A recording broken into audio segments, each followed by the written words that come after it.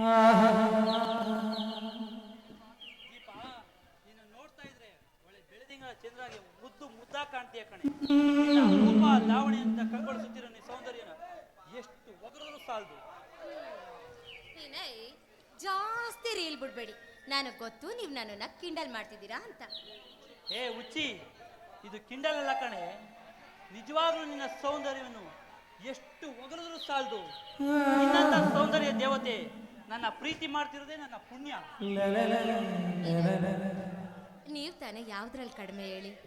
ಒಳ್ಳೆ ಗುಣ, ನಡತೆ, ವಿಶಾಲವಾದ ಹೃದಯವಂತಿಕೆ, ಇಷ್ಟೆಲ್ಲ ಒಳ್ಳೆತನ ಇರೋ ಗುಣವಂತ ನನಗೆ ಸಿಕ್ಕಿರೋದು ನನ್ನ ಪುಣ್ಯ ಅಲ್ವಾ?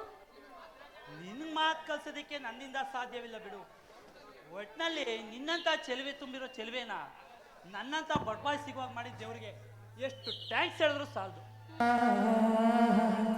ಹೀಗೆ ಬಿಟ್ರೆ ಹೊಗ್ಳುಕೊಂಡು ಮಾತಾಡಿ ಇಲ್ಲಿಂದ ಹೊರಟೋಗ್ಬಿಡ್ತೀರಾ.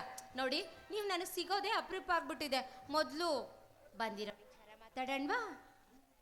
ಹೌದಲ್ವಾ? ಏನಿರ್ಬೋದು? ನಾವು ಬಂದಿರೋ ವಿಚಾರ ನಂಗೆ ತಿಳಿದಿಲ್ವಲ್ಲ. ಈ ಹುಡುಗರುಗಳಿಗೆ ಹೀಗೆ ಪ್ರೀತಿ ಮಾಡಿದ್ಮೇಲೆ ಆ ಹುಡುಗಿರು ಏನು ಹೇಳಿದ್ರು ತಲೆ ಒಳಗಲ್ಲ, ಕಿವಿ ಒಳಗೂ ಹೋಗಲ್ಲ ಅನ್ಸುತ್ತೆ. ನಿಜವಾಗ್ಲೂ ನೆನಪಿಲ್ವಾ? ಇಲ್ಲ ದೀಪ.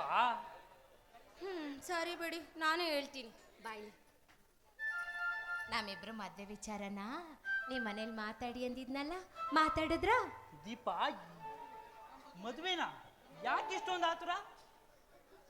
ನಮ್ಮಿಬ್ರದ್ದು ವಿದ್ಯಾಭ್ಯಾಸ ಮುಗಿತಿದೆ. ನೀನು ಇನ್ನು ವಿದ್ಯಾಭ್ಯಾಸ ಮುಗಿಸು.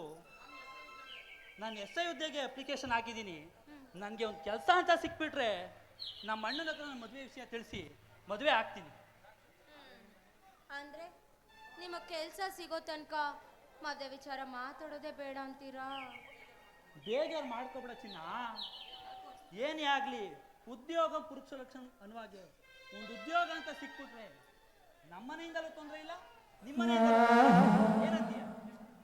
ನೀನು ಹೇಳೋದೇನೋ ಸರಿ ವಿನಯ್, ಆದ್ರೆ ಅಲ್ಲಿ ತನಕ ನೀನನ್ನು ಬಿಟ್ಟಿರೋಕ್ಕಾಗಲ್ವಲ್ಲ.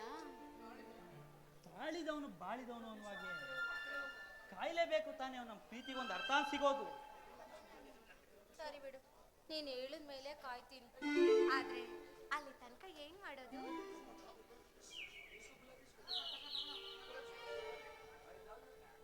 I love you Deepa, I love you.